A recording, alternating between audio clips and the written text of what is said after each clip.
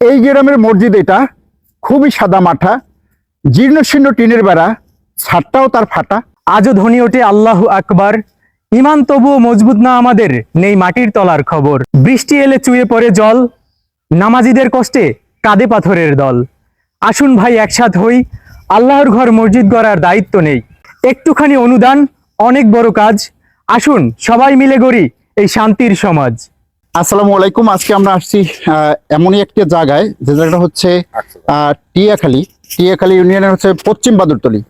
এই জায়গায় একটা মসজিদ, এই যে মসজিদের হচ্ছে যারা মুসল্লিগণ আছেন এবং ইমাম সাহেব যারা আছেন তারা হচ্ছেন এখানে নামাজ পড়তে খুবই কষ্ট হয়, যেটা আমাদের দেখেও খুব খারাপ লাগছে। এবং গ্রামের ভিতরে অসংখ্য পরিবার আছে এখানে, এমনকি সরকারি আবাসনও আছে যেখানে হচ্ছে 27টি পরিবার বসবাস করে। এই 27টি পরিবারের মানুষ এবং এই গ্রামের মানুষ, তাদের আস্থায় একটা মসজিদ, এই একটা মসজিদে তারা যে কত কষ্ট করে নামাজ আদায় করে সেটা আসলে আমরা না দেখলে বোঝার উপায় থাকবে না। তো এই সম্পর্কে আমরা একটু জানবো এই মসজিদ কমিটি এবং মসজিদের মুসল্লি যারা আছে তাদের কাছ থেকে, যে তাদের ভোগান্তিটা কি এবং কি হইলে ভালো হয় এখানে, সে ব্যাপারে একটু জানবো। আসসালামু আলাইকুম। ওয়ালাইকুম আসসালাম ওয়া রাহমাতুল্লাহি ওয়া বারাকাতুহু। জি, এই মসজিদের আসলে কি কি সমস্যা আপনারা আছেন, কি কি সমস্যা? আমাদের এখানে মসজিদের আমাদের যে একটা মূল উদ্দেশ্য, আমরা যে যারা মুসল্লি যারা নামাজ পড়ি, এমন একটা মসজিদ, এই কষ্ট করে নামাজ পড়তে আসলে নামাজের সেজদারত অবস্থা দেখেছে, মাথার চাল থেকে পানি পড়ে গায়ে, ঠিকমতো সেজদা দিতে পারতেছি না, ঠিকমতো একটা অজুখানা নাই। আমাদের মানে মাটি দিয়ে কাদা পাড়াইতে আসে। আমাদের খুব একটা সাধারণ মানুষ, আমরা গরিব এলাকা, আমাদের এলাকাটা খুব গরিব এলাকা। এই মসজিদে এমন একটা জিনিস, এমন একটা আর্থিক সংকট আছে যে আমাদের যে একটা মসজিদে ইমাম রাখিয়া যে বেতন দিয়ে যে একটা মসজিদে নামাজ পড়বে, সেরকম ইমাম বেতন দিয়ে ইমাম মসজিদ রাখার মতো ক্ষমতা এখন পর্যন্ত হয় নাই। সাধারণ একটা সাদামাটা মসজিদে এতগুলা অনেক ঘনবসতি, এই ঘনবসতি পরিবারে নামাজ পড়ে অনেক সময় নামাজ পড়ার মতো জায়গা থাকে না। আজকে আমার মানে খুব কষ্ট, আর একটা মানে খুব অবহেলিত এলাকার, এই এলাকার এমন একটা অবহেলিত যেটা আর কি মানুষ চোখে না দেখলে বোঝা যাবে না যে এমন একটা অবহেলিত। আর মানুষ বলতে এটা আল্লাহর ঘর, আল্লাহ রক্ষা করে, হ্যাঁ, কিন্তু এই অবহেলিতর কারণে আজকে আমরা শুধু আমাদের এই মহল্লায় এলাকাবাসী অবহেলিত কারণে আমরা এই একটা মসজিদে এসে যে আমরা আল্লাহর ঘরে এসে একটু শান্তি পেবে যে আল্লাহর পায়ে কুদরতি সেজদা দেবো, দুই রাত নামাজ পড়বো, সেই নামাজটা আমাদের পড়তে খুব কষ্ট হচ্ছে।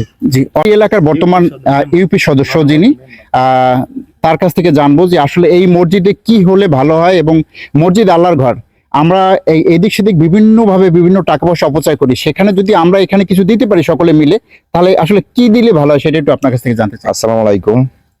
আজকে এই মসজিদের অনেক কিছুই দরকার। একটা মসজিদ এটা একটা সংসারের মতো। হয়তো মসজিদের এখন বর্তমানে মসজিদ যে অবস্থায় আছে, উপরের টিন থেকে পানি পড়ে, টিন নাই, এবং মাঠ ভরাট করা লাগে। এই মসজিদের বেড়া নাই, বেড়া সম্পূর্ণ শেষ হয়ে গেছে। কিন্তু এখন যে ইউনিয়ন পরিষদের দেশের যে পরিবেশ পরিস্থিতি, এখন যে বরাদ্দ আনবো কোথা থেকে সেটাও কোনো জায়গা নাই। এখন কি করব? হয়তো এখন এই এর ভিতরেই আমাদের নামাজ পড়তে হয় এবং আল্লাহর কাম করতে হইবে। সব বাদ দিলেও আল্লাহর এই নামাজ বাদ দেওয়া যাইবে না। নামাজ পড়তে হইলে আমাদের মসজিদ সংস্কার করার দরকার। এই মসজিদ সংস্কার করা দরকার, এটা আপনারা নিজেরা আর কি পারছেন না। আপনাদের যা ছিল তৌফিক সেটা থেকে করছেন, এখন হচ্ছে আপনারা পারছেন না। আপনাদের যদি এই তার মানে আমরা বুঝতে পারছি যে এই মসজিদটা উন্নয়নের কাজে অবশ্যই আপনাদের হেল্প দরকার। যদি এই ভিডিও দেখে কেউ সাহায্য করতে চায় মসজিদের, কিভাবে করবে?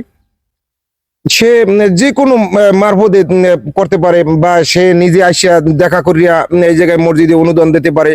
আপনি একটু বিকাশ নাম্বারটা বলে দেন না, কারণ এই দেশে এখন হচ্ছে মানুষের সহানুভূতি, মানুষের পাশে দাঁড়ায়, মানুষ মসজিদের পাশে দাঁড়ায়।